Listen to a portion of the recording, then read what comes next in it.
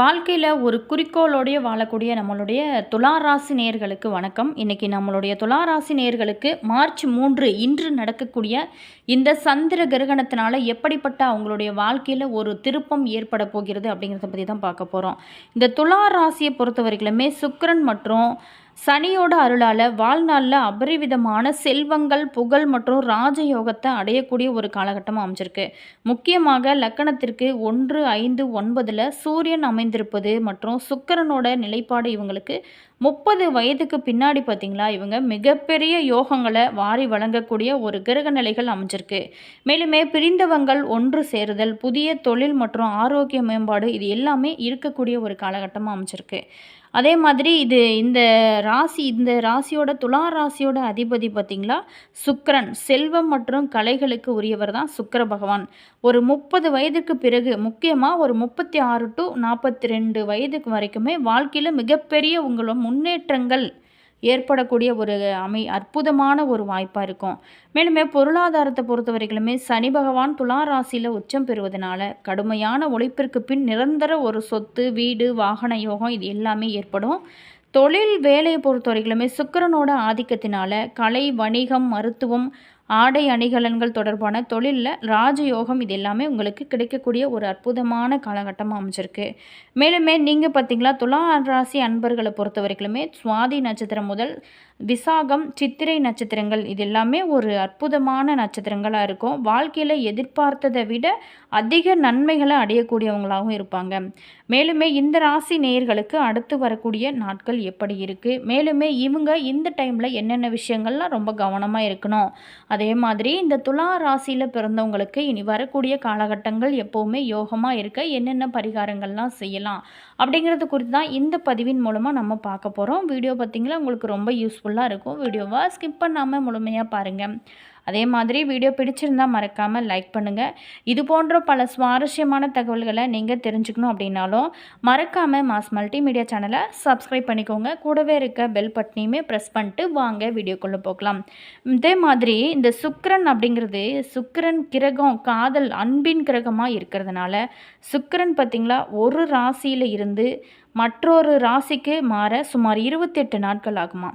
இது சுக்கிரன் துலா ராசிக்குள்ளே நுழைகிறாருங்க. துலா ராசி ஆளுங்கிரகமான சுக்கிரன் தான் இந்த ராசிக்குள்ளே சுக்கிரன் நுழைவதனால மாளவிய யோகமானது ஏற்படுகிறது.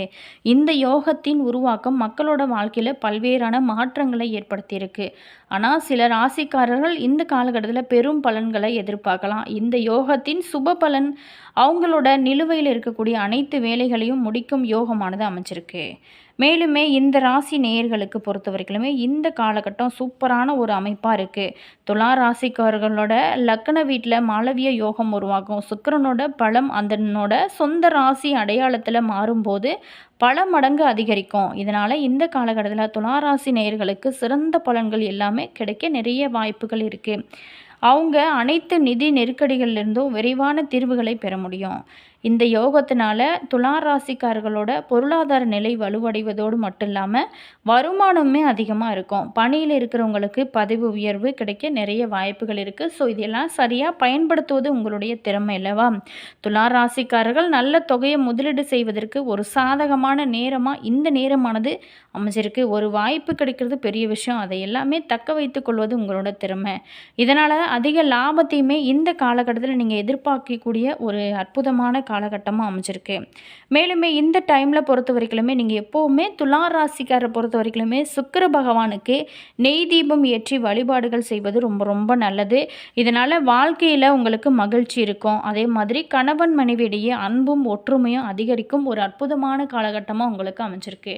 மேலுமே இன்று பார்த்திங்களா சந்திர கிரகணமானது நடைபெற இருக்குது. இந்த டைமில் கர்ப்பிணி பெண்கள் ரொம்ப கவனமாக இருக்கணும். அதே மாதிரி இந்த சந்திர கிரகண நேரத்தில் நீங்கள் மந்திரங்கள் உச்சரிப்பது ரொம்ப ரொம்ப நல்லது. வீட்டு பூஜை அறையில் நீங்கள் அமர்ந்து நிதானமாக தியானம் செய்வதுமே ரொம்ப நல்லது. இந்த காலகட்டத்தை பொறுத்த வரைக்குமே உங்களுக்கு நீங்கள் இன்னும் உங்களுடைய வாழ்க்கை சிறப்பாக இருக்கணும் அப்படின்னு நினச்சிங்களா மறக்காமல் குலதெய்வ வழிபாடு அமாவாசை, பௌர்ணமி இந்த மாதிரியான நாட்களில் இன்றைக்கி பார்த்திங்களா பௌர்ணமி, நீங்கள் அமாவாசை இந்த நாளில் நீங்கள் குலதெய்வ வழிபாடு நிச்சயமாக உங்களுடைய வாழ்க்கையில் மிகப்பெரிய ஒரு மாற்றத்தை ஏற்படுத்தும். பெண் தெய்வ வழிபாடு இந்த டைமில் ரொம்ப ரொம்ப முக்கியமாக இருக்குது. துலா ராசியை லக்கணமாக கொண்டு பிறந்தவங்க நீதி தவறாமல் நேர்மையாக வாழக்கூடியவங்க. அதே மாதிரி எத்தனை பிரச்சனைகள் வந்தால் கூட அதை எல்லாமே கடந்து முன்னேறுவாங்க. வாழ்க்கையில் உயர்ந்த நிலையை அடைய வேணும் அப்படிங்கிற லட்சியத்தோடையே எப்போதுமே வாழ்வாங்க. இந்த லக்கணத்தில் பிறந்தவங்க எழுத்தாற்றலும் பேச்சாற்றலும் பெற்றிருப்பாங்க. அதே மாதிரி நிர்வாக திறமையுமே அதிகமாக இவங்ககிட்ட இருக்கும். துலாம் லக்கணத்தின் அதிபதி சுக்கிரன். எனவே துலா லக்கண அன்பர்களுக்கு பொறுத்த வரைக்குமே சுக்கிரன் வலுப்பெற்றிருப்பது அப்படிங்கிறது ஒரு சிறப்பான ஒரு அமைப்பாக இருக்கும். சுக்கிரன் லக்கணத்தில் ஆட்சி பெற்றோ அல்லது 8ஆம் வீடு சொந்த வீடுமான ரிஷபத்தில் ஆட்சி பெற்றோ இருந்துச்சு அப்படின்னா நல்ல ஆரோக்கியம், நீண்ட ஆயுள், தொழில் உத்தியோக வகையில் அபரிவிதமான முன்னேற்றம், சொந்த வீடு, வாகன வசதி போன்ற அற்புதமான யோக பலன்கள் எல்லாமே வழங்குவான். மேலுமே மீனத்தில் உச்சம் பெற்று இருந்தால் கூட மேற்கூறிய அற்புத பலன்களும் சமூகத்தில் பிரபலமான நபராக விளங்கச் செய்வார். சுக்கிரன் விருச்சகம், தனுசு, கும்பம், மேசம், மிதுனம், சிம்மம் ஆகிய இடங்களில் இருந்தால் அற்புதமான யோக பலன்கள் ஜாதகருக்கு ஏற்படுமா. மேலுமே சுக்கிரன் கன்னியில் நீச்சம் பெற்று காணப்பட்டுச்சு அப்படின்னா வாழ்க்கையில் பல சோதனைகளும் கஷ்டங்களும் ஏற்படுமா. சுக்கிரனுக்கு அடுத்தபடியாக துலா லக்கணத்துக்கு யோகம் தரக்கூடியவர் தான் புதன். ஸோ இவர் தன்னுடைய ஆட்சி வீடான மிதுனம் ஆட்சி மற்றும் உச்ச வீடான கன்னியில் அமைந்திருப்பின் ஜாதகருக்கு அனைத்து வகையிலுமே முன்னேற்றமான பலன்களே ஏற்படும். சில பேர்த்துக்கு வெளிநாட்டுக்கு சென்று தொழில் தொடங்கும் பாக்கியமே ஏற்படும்.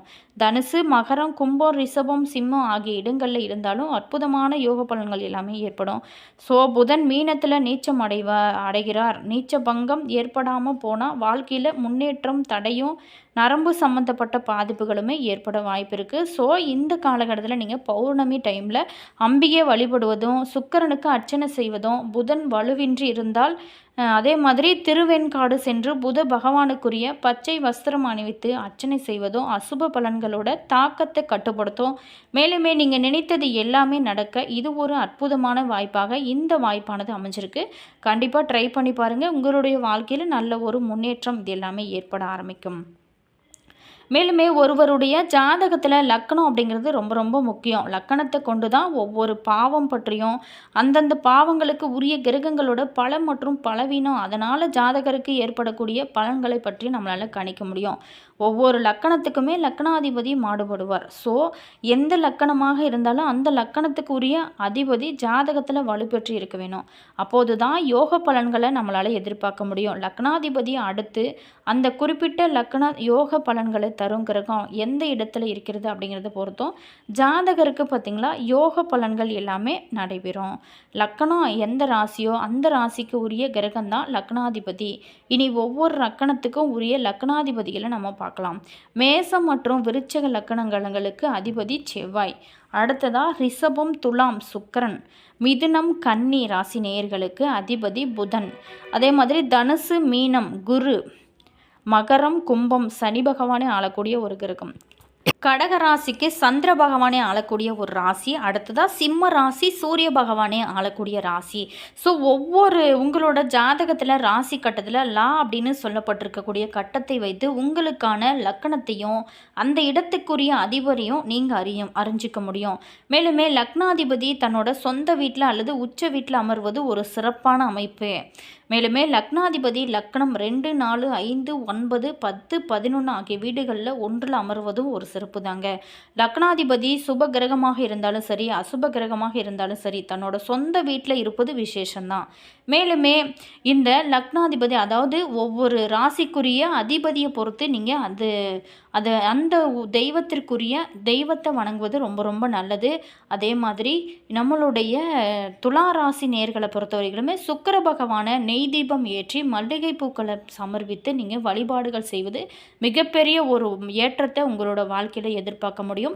என்ன துலா ராசி நேயர்களே, நீதி நேர்மையோடு வாழ்ந்து வாழ்க்கையில் நினைத்ததை சாதித்து வரும் உங்களுக்கு இனி வரக்கூடிய காலகட்டம் ஒரு அற்புதமான அமைப்பாக தான் இருக்குது. மேலுமே நீங்கள் வாய்ப்பெல்லாம் சரியாக பயன்படுத்தும் போது உங்களுடைய வாழ்க்கை மிகப்பெரிய ஒரு ஏற்றத்தையும் மாற்றத்தையும் கொண்டு வரும். வீடியோ பிடிச்சிருந்தால் மறக்காமல் லைக் பண்ணுங்கள். இது போன்ற பல சுவாரஸ்யமான தகவல்களை நீங்கள் தெரிஞ்சுக்கணும் அப்படின்னாலும் நம்ம சேனலை மறக்காமல் நீங்கள் புதிய நபராக இருந்தீங்க அப்படின்னா மறக்காமல் சப்ஸ்கிரைப் பண்ணிக்கோங்க மாஸ் மல்டிமீடியா. அதே மாதிரி உங்களுக்கு வீடியோ பிடிச்சிருந்தால் லைக் பண்ணிக்கோங்க. உங்களுடைய இஷ்ட தெய்வத்தோட பேர் என்ன அப்படிங்கிறத மறக்காமல் கமெண்ட்ஸில் சொல்லுங்கள். இன்று இரவு வானில் தோன்றக்கூடிய இந்த நட்சத்திரம், அதாவது சந்திர கிரகணத்தை நீங்கள் பார்த்தீங்களா? பிளட் மூன் அழகாக சிவப்பு நிறத்தில் காட்சியளிக்குமா? இதை பார்த்தீங்களா அப்படிங்கிறத மறக்காமல் கமெண்ட்ஸில் சொல்லுங்கள். அதே மாதிரி உங்களுடைய இஷ்ட தெய்வத்தோட பேர் என்ன அப்படிங்கிறதையும் சொல்லுங்கள்.